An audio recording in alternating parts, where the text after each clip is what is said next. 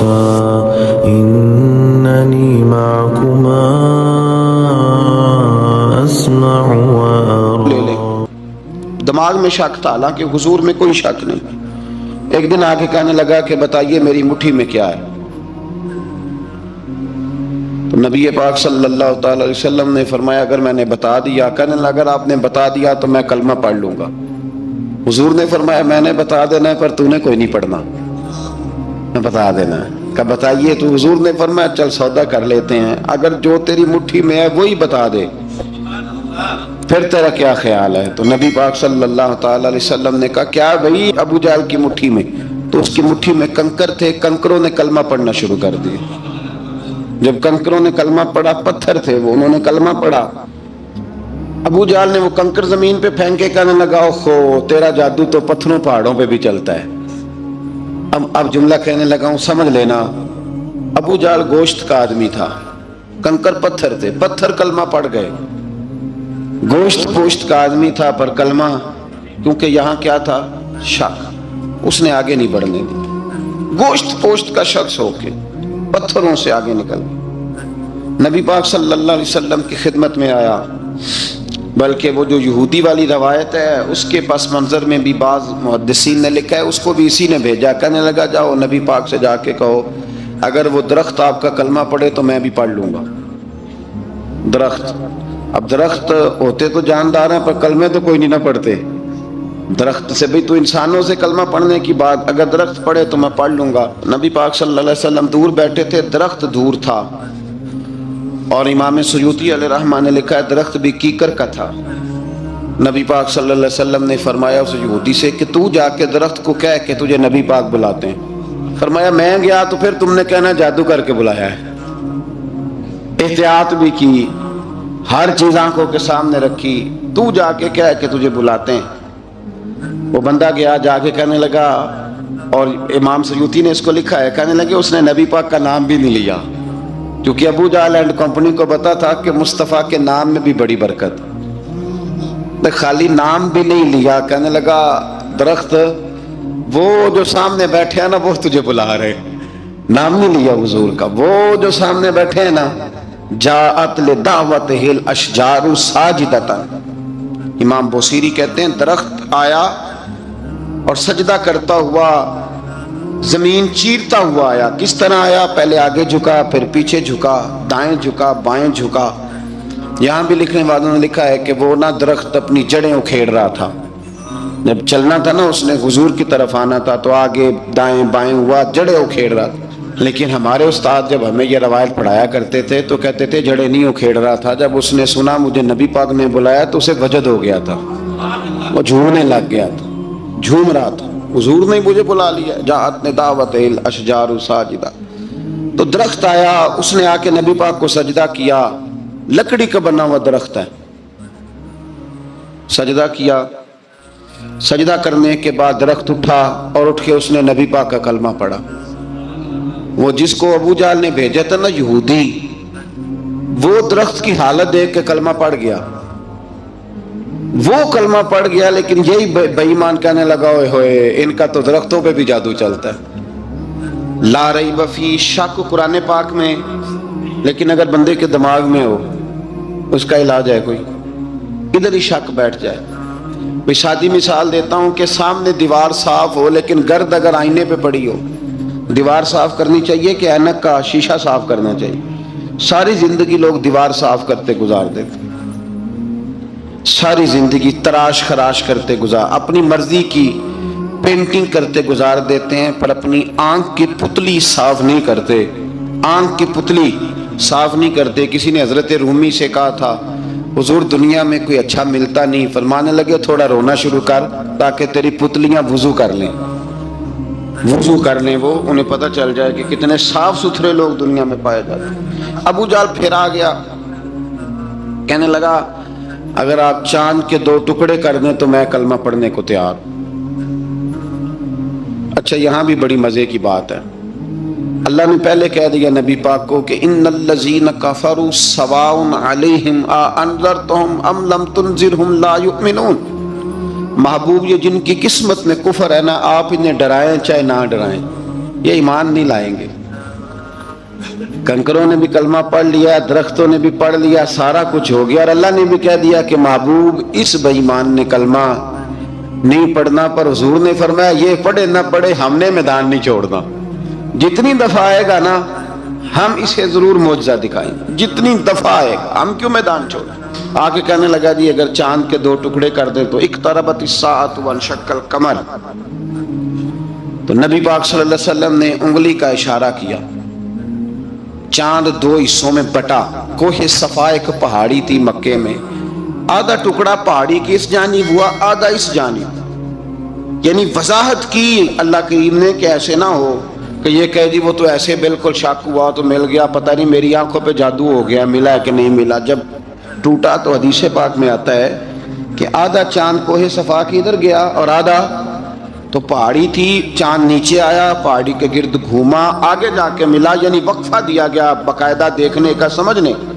پوری دنیا میں جتنے لوگ اس وقت چاند دیکھ رہے تھے، ہندوستان تک روایتوں میں ملتا ہے کہ لوگوں نے گواہی دی کہ ہم نے چاند ٹوٹتے دیکھا ہے۔ زمانہ مان گیا، لوگوں کی چیخیں نکل گئیں، لوگ قدموں میں گر گئے، پر وہ جس کے دماغ میں شک تھا نا وہ نہیں مانا، شجر و حجر پہچان گئے، پر انسان کی نظروں میں شک ہی رہا۔ دنیا میں سب سے مجبور، کمزور، بزدل، کم فہم بندہ وہ ہے جس کے دماغ میں شک ہے، سب سے کم فہم آدمی، اس کی فراست روحانیہ زیرو ہے، وہ ایک ناکام شخص ہے، اس کو کسی پہ بھی شک پڑ جائے، کسی پہ بھی۔ ہم نے دیکھا ہے جو عورت اپنے مرد پہ شک کرنے لگ جاتی ہے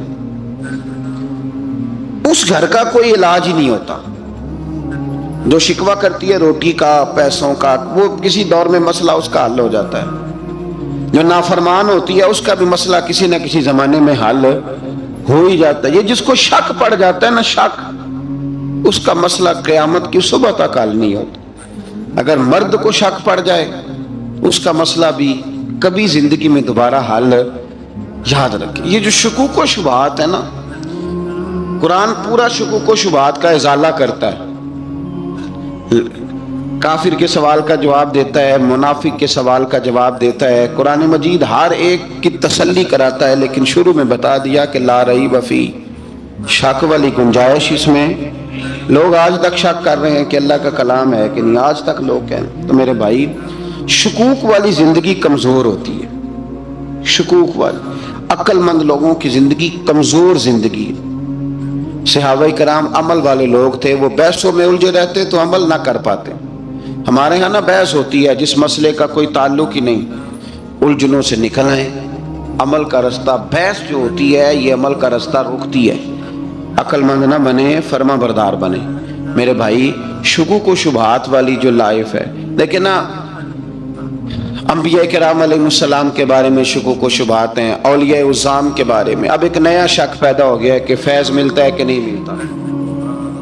ہم نے فلانے ولی کو دیکھا نہیں، ساری زندگی اس کا نام لیا، فیض ملے گا کہ نہیں؟ غوث پاک کو دیکھا نہیں، ساری زندگی قادری کہلایا، فیض ملے گا کہ نہیں؟ خواجہ اجمیر کو دیکھا نہیں، چشتی کہلائے، فیض ملا کہ نہیں؟ صابر پیا کو دیکھا نہیں، صابری کہلائے، فیض ملا کہ نہیں؟ او خدا کے بندے، فیض وہ چیز ہے جو نظر نہیں آتی پر محسوس سب سے زیادہ ہوتی ہے۔ ملے تو حضرت اویس کرنی بھی نہیں تھے نبی پاک سے، وہ بھی نہیں ملے تھے، ملاقات تو ان کی بھی نہیں ہوئی تھی۔ کیا کہو گے؟ ملاقات نہیں ہوئی، لیکن فیوز و برکات کا یہ عالم ہے کہ میرے محبوب نے فرمایا وہ دعا کرے گا تو اللہ میری امت کی بخشش فرمائے گا۔ تو آپ ہمارے صوفیاء میں ایک سلسلہ اویسیہ ہے، سلسلہ ویسیہ میں اکثر ملاقات نہیں ہوتی، اکثر نہیں ملاقات ہوتی بغیر دیکھیں نا، آپ جب کسی کا نام جپتے ہیں، جب کسی کا نام لیتے ہیں، جب اسی کا ذکر کرتے ہیں، جب اسی کے تذکرے میں رہتے ہیں، تو اللہ تبارک و تعالیٰ کے یہ جو کامل لوگ ہوتے ہیں یہ متوجہ ہو جاتے ہیں، ان کی توجہ ہوتی ہے۔ اور خود سرکار نے فرمایا دو آپس میں محبت کرنے والے، ایک مشرق میں ایک مغرب میں، قیامت کے دن اللہ دونوں کو جنت میں اکٹھا فرما دے گا۔ یہ کیا بات ہوئی کہ ہر بات میں شک کرنا کہ جی وہ فلانے سے ملاقات ہی نہیں ہوئی؟ تو کس طرح بھئی، ملاقات ایک الگ چیز کا نام ہے، ملاقات ایک الگ شے کا نام ہے، اور فیوز و برکات ایک اللہ سے ملاقات ہوئی ہے؟ رزق دیتا ہے کہ نہیں؟ زندگی دیتا ہے، ساری چیزیں دیتا ہے، تو ملاقات تو کوئی نہیں کرتا۔ تو اس لیے ہر چیز کو ٹھیک ہے، وہ جو جگہ جس جگہ پہ جو بات ہے اس کو وہاں رہنا چاہیے، لیکن یہ شکوک ہیں، ان سے باہر نکلیں، ان سے باہر آئیں۔ اولیاء اللہ کا جو فیضان ہے، ان کی جو محبت ہے، ان کے جو طریق، حضرت سلیمان بن بشار رحمت اللہ علیہ بزرگ گزرے ہیں، وہ کہتے ہیں میرے پاس، میں بڑا خوبصورت تھا جوانی میں، دین کی تھوڑی سی خدمت کرتا تھا، تو ایک عورت آ گئی، اس عورت نے میرے ساتھ کچھ مجھ سے مانگا، مطالبہ کیا، تو میں نے کہا کوئی بھکارن ہے۔ میں نے جب اس نے نقاب اوڑھا ہوا تھا، جب میں نے اس کی طرف پیسے دینے کے لیے، خیرات دینے کے لیے کوئی چیز بڑھائی، تو اس نے چہرے سے کپڑا ہٹایا، میں نے نظر جھکا لی، کہنے لگی سلیمان میرا رنگ روپ تو دیکھ، میں کتنی خوبصورت ہوں، میں تیری محبت میں گرفتار ہو گئی، خدا را میں اپنے آپ کو تیرے حوالے کرتی ہوں۔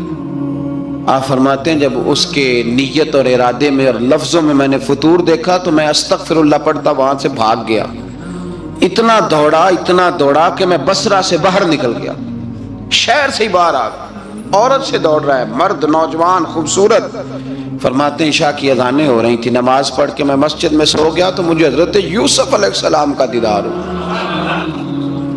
جناب یوسف کہتے ہیں میں حضور کا غلام اور غلاموں کا غلام اور صدیوں بعد کا غلام، تو جناب یوسف علیہ السلام میری خواب میں آئے اور کہنے لگے اٹھ جوان میرے سینے سے لگ، یار تو نے تو نبی پاک کا امتی ہو کے وہ کام کیا ہے جو میں نے نبی ہو کے کیا تھا۔ اب کام حضرت یوسف والا کیا تھا نا، تو صدیوں اور سالوں اور مہینوں کا فاصلہ بن سکا، تو وہ آ گئے۔ مسئلہ یہ ہے کہ شکوک و شبہات والی زندگی نقصان دیتی ہے۔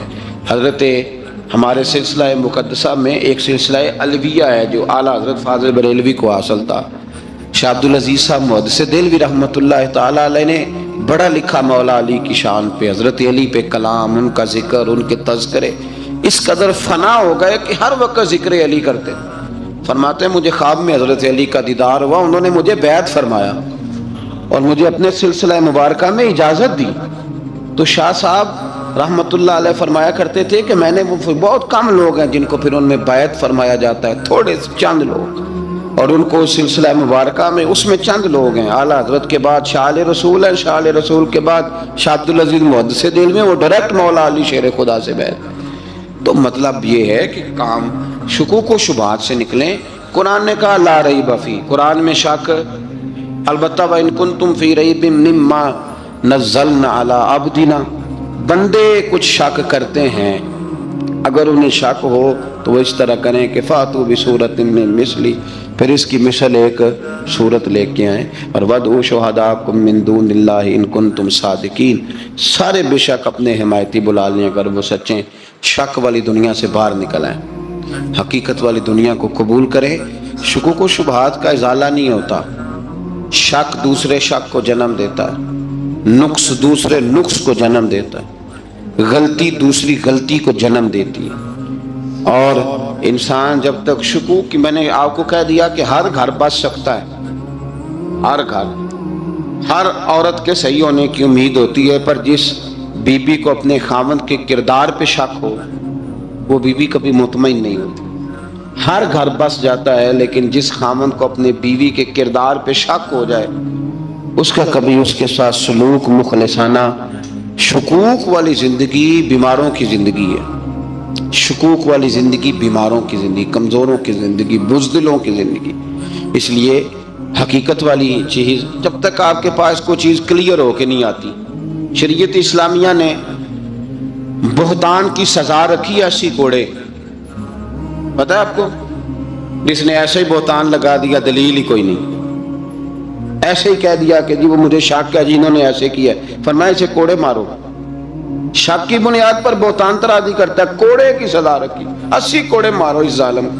یہ شک کر رہا ہے اس کو جب اس کے پاس دلیل ہی کوئی نہیں۔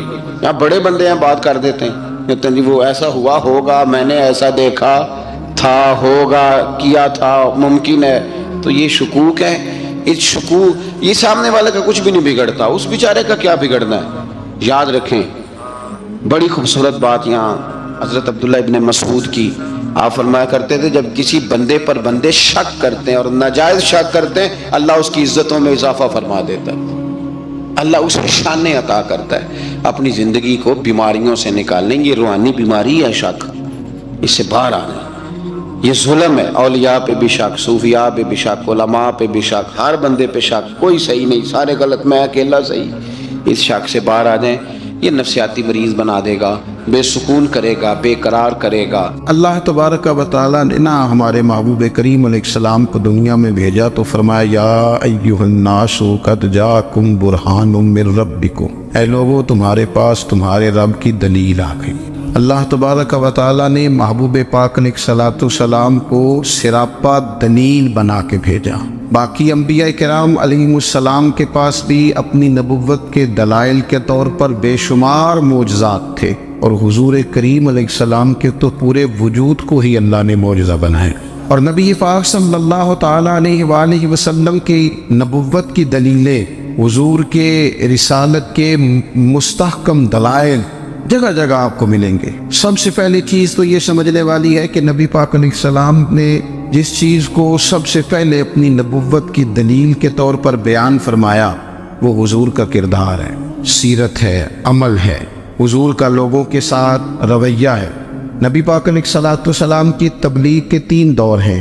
ایک تو حضور نے اپنے قول سے تبلیغ فرمائی، وہ 40 سال کی عمر سے محبوب نے اعلان فرمایا اور تبلیغ کی. اور ایک نبی پاک صلی اللہ تعالیٰ علیہ وسلم بالواسطہ حضور کی تبلیغ ہے جو آج تک جاری ہے. امت کے علماء، مشائخ، مبلغین حضور کے دین کو آگے پھیلا رہے ہیں. تو دراصل یہ بھی تبلیغ رسول پاک علیہ السلام ہی کی تبلیغ. اور ایک حضور کی تبلیغ کا دور ہے حضور کی پیدائش سے لے کر ولادت مبارکہ سے لے کر حضور علیہ السلام کے اعلان نبوت تک.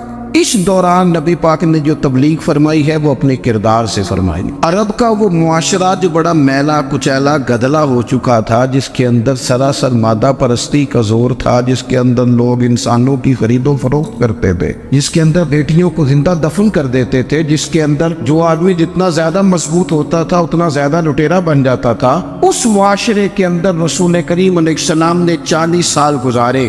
اور اس طرح گزارے کہ جو بیگانے بھی تھے وہ بھی کہا کرتے تھے یہ صادق ہے، یہ امین ہے. اور جب حضور نے اعلان نبوت کیا تو فرمایا، یہ قرآن مجید کے لفظ ہے، فرمایا فَقَدْ لَبِثْتُ فِيكُمْ عُمَرًا مِّن قَبْلِهِ أَفَلَا تَعْقِلُونَ، میں تمہارے بیچ عمر کا ایک حصہ گزار چکا ہوں، تمہیں عقل نہیں ہے، شعور نہیں ہے. نبی کریم علیہ السلام نے اپنے کردار کو، اپنے عمل کو اپنی نبوت کی دلیل کے طور پر بیان فرمایا. وہ تو حضرت حلیمہ بھی فرماتی ہیں نا، جب میں نبی کریم علیہ السلام کو اپنے گھر لے گئی تو میرا اپنا بچہ بھی دودھ پیتا تھا، 2 میرے بیٹے ہو گئے، ایک میری یہ نسبی اولاد اور حضور میری رضائی اولاد. تو کہتی ہیں جب میں کریم محبوب علیہ السلام کو اپنے سینے سے لگاتی تھی تو حضور میرے ایک پستان سے دودھ پیتے تھے اور دوسرا اپنے بھائی کے لیے چھوڑ دیا کرتے. یہاں سے رسول کریم علیہ السلام نے کردار کے ذریعے تبلیغ اور پھر اعلان نبوت سے پہلے ایک تنظیم عرب کے جوانوں پر، عرب کے سرداروں پر مشتمل بنائی گئی، جس میں نبی کریم علیہ السلام نے بڑا حصہ لیا سرکار نے، اور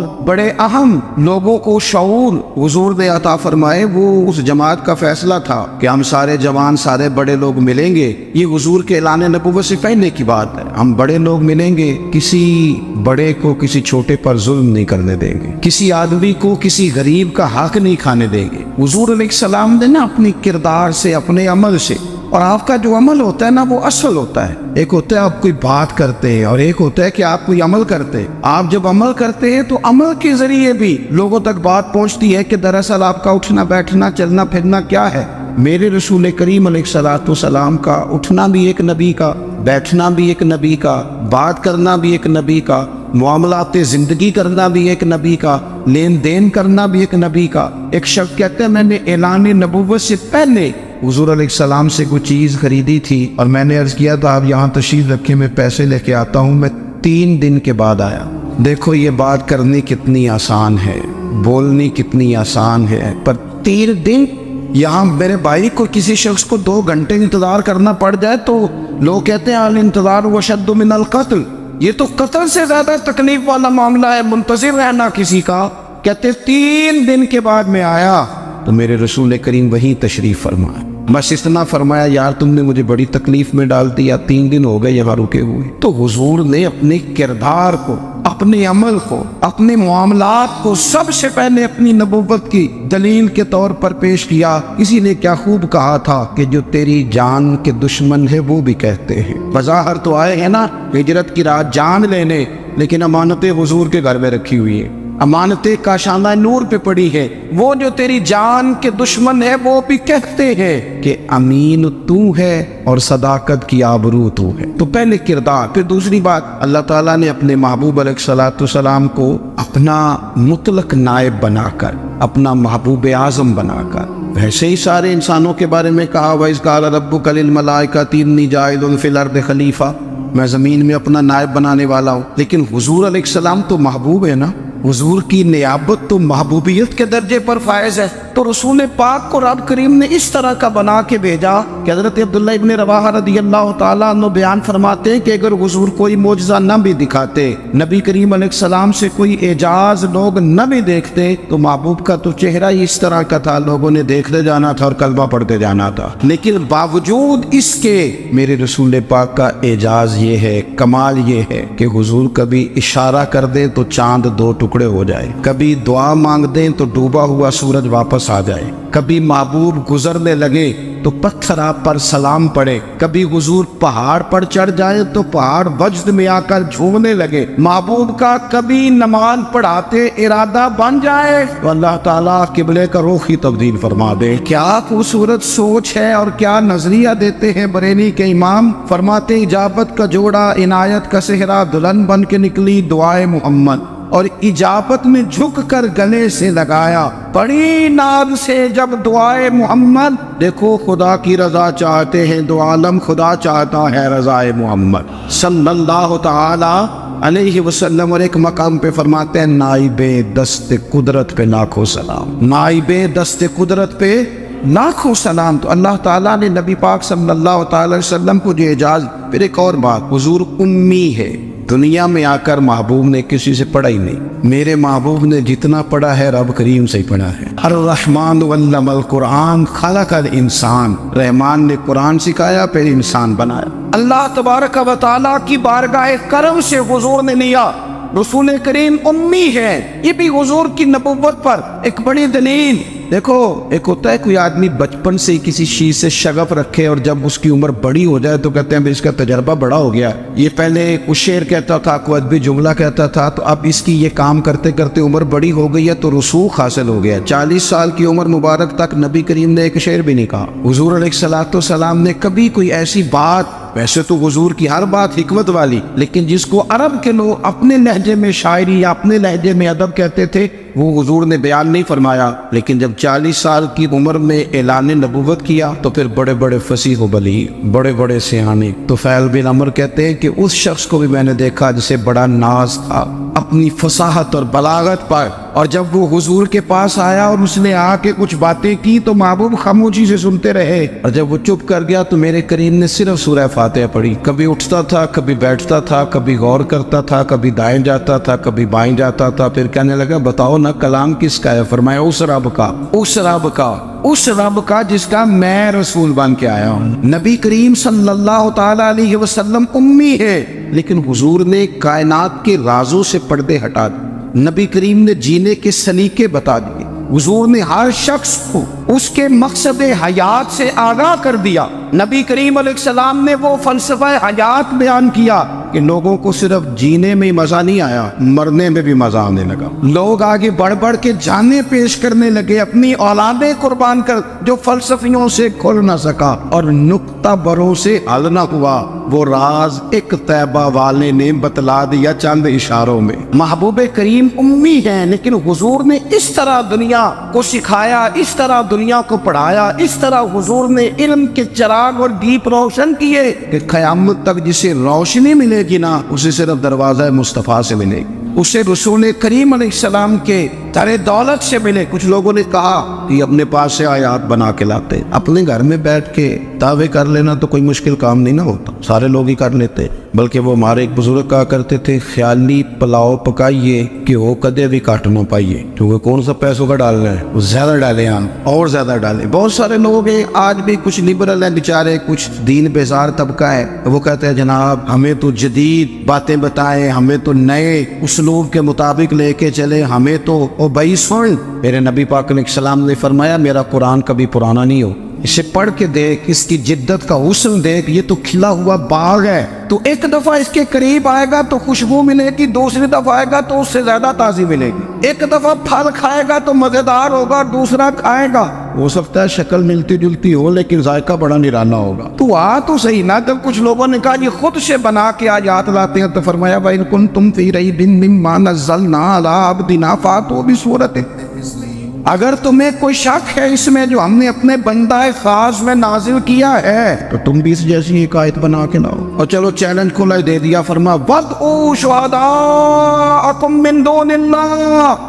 अल्लाह और अल्लाह वालों को छोड़ दो, तफसीरी तर्जुमा अर्ज कर रहा हूँ, यानी सहाबा को छोड़ दो, हुजूर के मानने वालों को छोड़ दो, बाकी सारी दुनिया के काफिर इकट्ठे हो जाओ, एक आयत बस कुरान जैसी लेके आओ, एक आयत लेके आओ, इनको तुम सादिकीन, अगर तुम सच्चे हो। जवानों सुनो, कहा एक आयत, और ये चैलेंज आज तक कुरान मजीद का मौजूद है, आज तक। वइन कुंतुम फी रैबिन मिम्मा नज़्ज़लना अला अब्दिना फातू बिसूरतिन मिन मिस्ली, तुम कुरान के मुकाबले की एक सूरत लेके आओ और सारे हिमायती इकट्ठे कर लो अपने। इन कुंतुम सादिकीन, अगर तुम सच्चे हो। जवाब तो उधर से आना था ना, लेकिन कायनात के रब ने जवाब भी खुद दिया, फरमाया फ़इल्लम तफ़अलू वलन तफ़अलू, अगर तुम ना ला सके, और फरमाया तुम ला सकते भी नहीं, न खंजर उठेगा न तलवार तुमसे, ये बाजू मेरे आजमाए हुए, वलन तफ़अलू, तुम ला भी नहीं सकते, फत्तकुन्नार अल्लती वक़ूदुहा अन्नास वल हिजारा, फिर उस आग से डर जाओ जिसका ईंधन आदमी और पत्थर है।